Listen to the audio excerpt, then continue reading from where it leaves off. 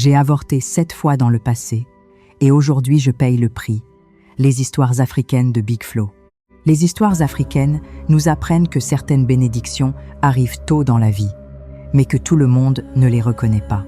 Il y a des femmes qui rêvent d'avoir un enfant toute leur vie, qui prient, qui jeûnent, qui consultent les sages et les guérisseurs, et il y a celles qui reçoivent ce don, mais qui le repoussent sans comprendre sa valeur.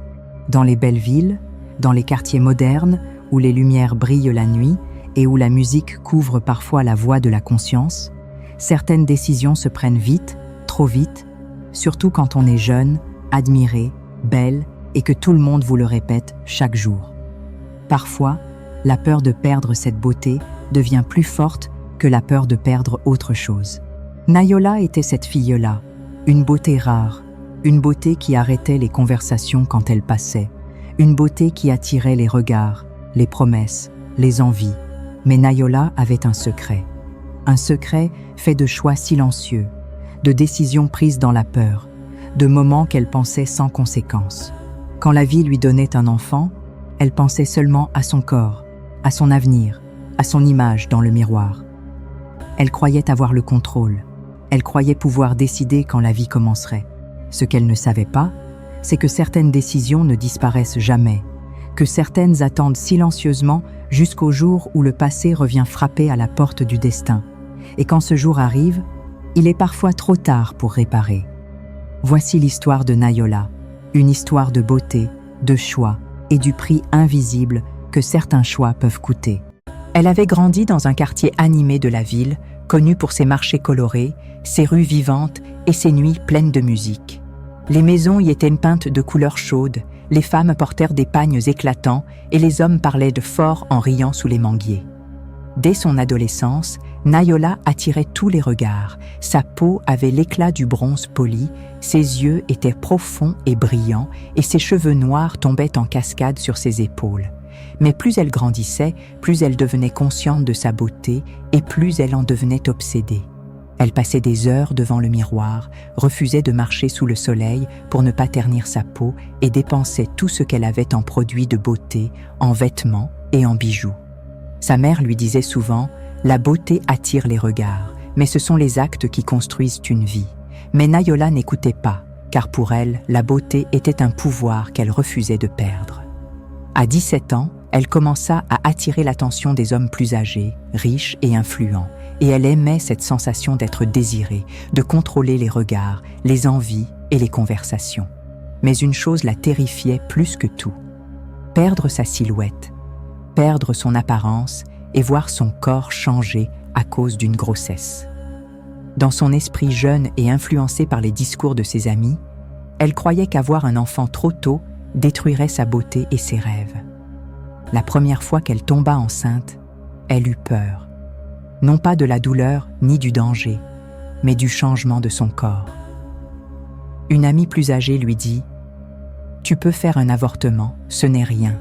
Beaucoup de filles le font. Personne ne saura. » Et elle suivit ce conseil. Après, elle pleura, mais seulement pendant quelques jours, puis elle retourna à sa vie normale. Les années passèrent.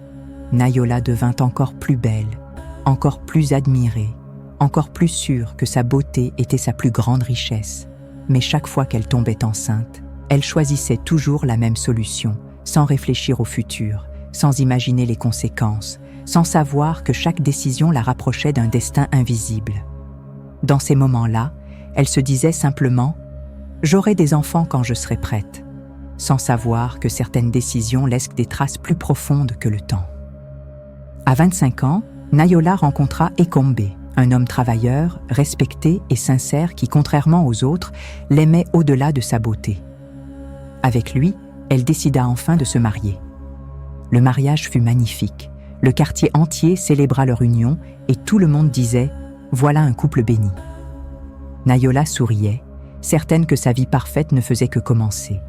Elle était belle, mariée, respectée et admirée, croyant avoir tout contrôlé, sans savoir que le passé, lui, n'oublie jamais et que certaines décisions prises dans la jeunesse attendent patiemment leur moment pour revenir frapper à la porte du destin. Après son mariage avec Ekombe, Nayola entra dans une nouvelle vie pleine d'espoir et de promesses, et le quartier admirait leur couple qui semblait fait l'un pour l'autre. Au début, personne ne posait de questions, mais la première année passa, puis la deuxième, puis la troisième, et les femmes du quartier commencèrent à poser des questions indirectes sur l'absence d'enfants. Nayola riait, souriait et changeait de sujet, mais intérieurement, l'inquiétude grandissait. À la 4e année, la pression devint plus lourde, surtout lorsque la mère d'Ekombe commença à rendre visite plus souvent, observant la maison et Nayola en silence, jusqu'au soir où elle déclara qu'une maison sans enfants s'éteint doucement, des mots qui restèrent gravés dans l'esprit de Nayola. Le couple consulta des médecins, passa des tests, des examens et suivit des traitements.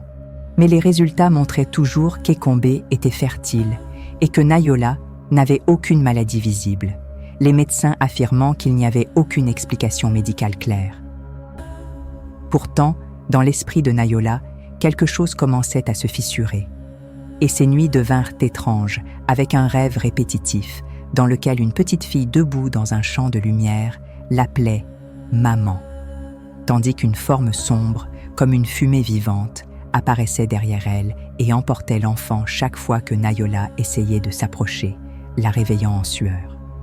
Pendant ce temps, dans le monde invisible, une lutte ancienne continuait. Une âme de lumière cherchait à revenir sur Terre avec une mission destinée à aider les générations futures et avait choisi Nayola par un lien ancien et une promesse brisée, mais une autre force refusait cette naissance, une entité d'ombre nourrie par les regrets, les choix passés et les dettes non réparées, gardant fermée une porte dans le destin de Nayola, bloquant chaque tentative de conception, chaque prière et chaque espoir. Sur Terre, Nayola chercha de l'aide auprès de pasteurs, guérisseurs, voyants et prêtres traditionnels.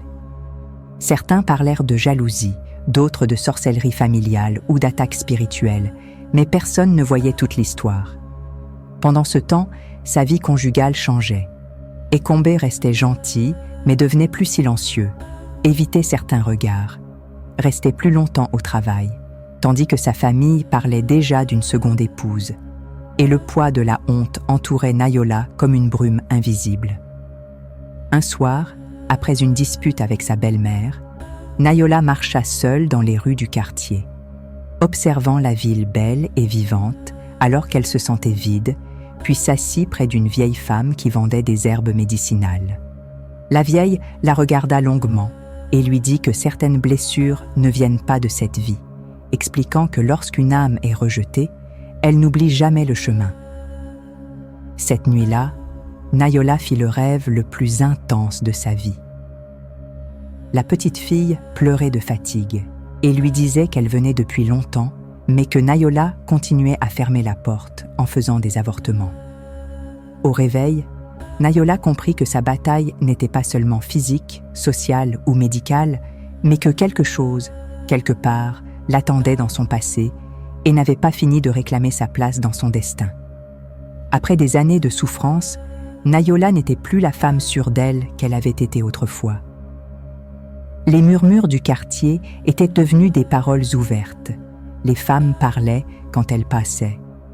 Les enfants la regardaient avec curiosité et même certaines amies avaient pris leur distance. Après 7 années de mariage sans enfant, son mari Ekombe restait respectueux, mais le silence entre eux devenait lourd. Chaque fête familiale devenait une torture et chaque baptême ou naissance dans le quartier creusait un vide plus profond dans son cœur. Un soir, une vieille femme du quartier s'approcha d'elle discrètement et lui murmura que ce qu'elle cherchait n'était pas dans les hôpitaux, mais là où les esprits parlent. Quelques semaines plus tard, Nayola et son mari partirent vers un village isolé au cœur de la forêt pour rencontrer un vieil homme connu sous le nom de Maître Sambé, un sage que même certains chefs traditionnels consultaient en secret. Sa case était simple, sans décoration, mais l'air autour semblait lourd et vivant. Quand Nayola entra, le vieil homme la regarda longtemps sans parler, puis il dit calmement qu'elle n'était pas vide mais bloquée, ce qui lui glaça le sang. Le rituel eut lieu la nuit suivante avec des bougies, des herbes brûlées et des symboles tracés sur le sol. Maître Sombé lui demanda de s'asseoir au centre du cercle et commença des incantations dans une langue inconnue. Peu à peu, Nayola sentit son corps devenir lourd, puis léger, puis absent, et elle entra en transe. Elle vit d'abord des images floues, puis une autre ville, un autre temps et un autre visage qui était pourtant le sien. Elle se vit plus jeune, terrifiée, cachée dans une petite pièce sombre. Puis elle ressentit la peur, la honte et la panique, et elle comprit qu'elle était enceinte. Elle revit la scène, le choix, la décision et le rejet. Puis une voix d'enfant résonna dans l'espace spirituel en lui demandant pourquoi elle ne l'avait pas laissé vivre. Nayola tomba à genoux dans cette vision en disant qu'elle ne savait pas et qu'elle avait peur. La voix répondit qu'elle était revenue plusieurs fois, mais qu'elle l'avait toujours rejetée.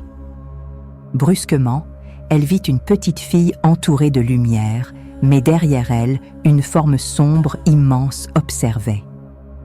Nayola revint brutalement à elle en criant et pleurait sans pouvoir s'arrêter. Maître Sombé parla d'une voix grave, en disant que la stérilité qu'elle vivait n'était pas une maladie, mais une dette spirituelle. Il ajouta que l'âme qu'elle avait rejetée plusieurs fois cherchait encore à naître à travers elle, mais qu'une force d'ombre nourrissait sa faute passée pour l'empêcher d'avancer. Nayola tremblait, tandis que toute sa jeunesse défilait dans son esprit avec tous ses choix et toutes ses décisions prises sans réfléchir. Pour la première fois, elle comprit que certaines décisions ne meurent jamais, qu'elles attendent et qu'un jour elles demandent des comptes. Après la révélation du vieux sage, le monde de Nayola ne fut plus jamais le même. Pendant plusieurs nuits, elle ne dormit presque pas, car chaque fois qu'elle fermait les yeux, elle revoyait son ancienne vie, la peur de mettre sa beauté en danger, ce choix qu'elle avait cru oublier et surtout le regard d'un enfant qu'elle n'avait jamais laissé naître. Le vieux sage l'avait prévenu que certaines fautes ne disparaissent pas avec le temps et attendent que l'âme ait le courage de les affronter. Pour briser le cycle, Nayola devait accomplir un rituel ancien, ouvrant les portes entre le passé et le présent, composé de 3 étapes. La première, la reconnaissance, exigeait qu'elle vive 7 jours dans le silence, sans maquillage, sans bijoux et sans miroir, existant pour la première fois depuis son adolescence, sans sa beauté comme bouclier. Et chaque matin face au soleil levant, elle devait dire qu'elle acceptait ce qu'elle avait fait et ce qu'elle était devenue.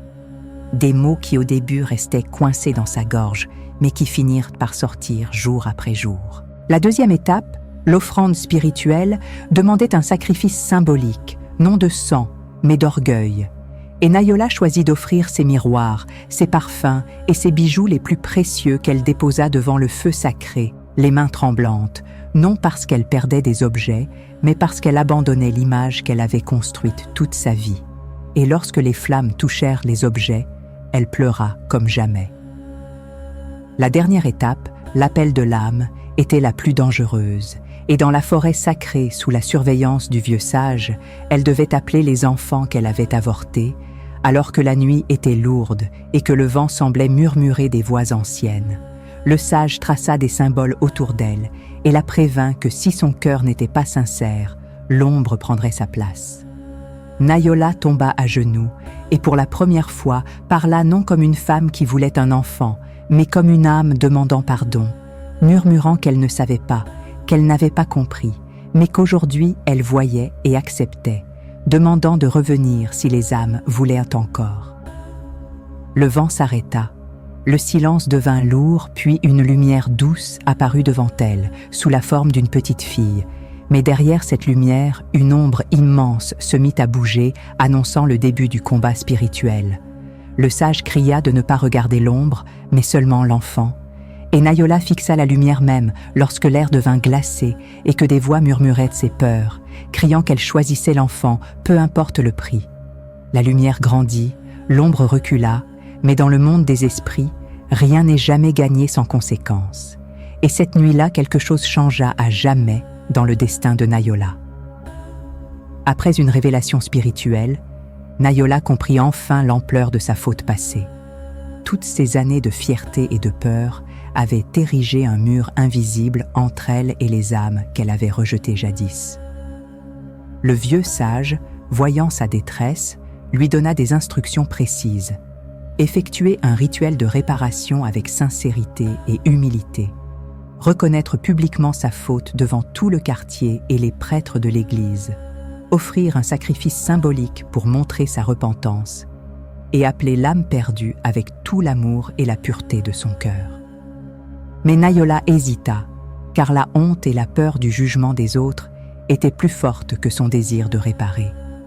Chaque jour, elle repoussait le rituel, se convainquant qu'elle avait encore le temps, alors que l'esprit d'ombre se nourrissait de son indécision, devenant plus puissant et oppressant. Une nuit, dans un rêve éclairé faiblement par la lune, l'esprit d'une petite fille lui apparut, triste mais lumineux, et lui dit « Maman, le temps est presque fini. Si tu ne m'ouvres pas la porte, je ne pourrai plus revenir. » Nayola se réveilla en sueur, pleura longuement. Quelques lunes plus tard, son mari, désireux de poursuivre sa lignée, prit une seconde épouse et les voisins la traitèrent comme une femme inutile.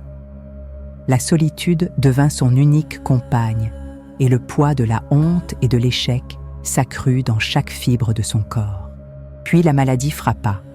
Aucun médecin, remède ou prière moderne ne put la sauver. Dans ces derniers jours, elle revit une dernière fois l'âme de la petite fille entourée de lumière et de paix qui lui dit « Je t'ai attendu dans plusieurs vies, mais tu ne m'as jamais choisi. Maintenant, je dois partir vers une autre mère. » Nayola mourut le lendemain, seule, sans enfant, sans héritage et sans descendance. Les gens du quartier murmuraient « Certaines dettes ne se peinent pas avec les larmes, mais avec le courage d'affronter la vérité. » L'histoire de Nayola nous rappelle que chaque choix, même silencieux, construit notre avenir. En fuyant ses responsabilités par peur du regard des autres, elle a laissé passer les chances de réparer ses erreurs et de changer son destin. Je conseille aux jeunes femmes de comprendre que la vie que vous menez aujourd'hui influence directement votre futur. Vos décisions, vos relations, votre courage face aux difficultés déterminent la femme que vous deviendrez demain. N'ayez pas honte de reconnaître vos fautes, car le courage de réparer vaut toujours plus que l'orgueil de fuir. Protégez vos rêves, écoutez votre conscience et osez faire ce qui est juste, même quand c'est difficile. Si cette histoire vous a touché, abonnez-vous à la chaîne pour découvrir d'autres histoires profondes, likez cette vidéo pour soutenir ce contenu et partagez-la avec vos proches pour transmettre cette leçon essentielle pour les générations futures et votre propre destinée lumineuse.